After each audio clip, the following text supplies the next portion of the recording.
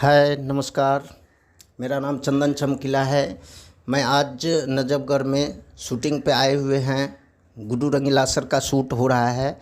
मेरा छोटा भाई जो है रणधीर मिश्रा जी ये शूट कर रहे हैं गुड्डू सर का। तो चलिए आप लोग को दिखाते हैं देवी गीत का शूटिंग। आज गुड्डू सर से हम लोग मिले हैं, बहुत अच्छा लगा मिलके। चलिए वीडियो पे बने रहिए, दिखाते हैं आप लोग को।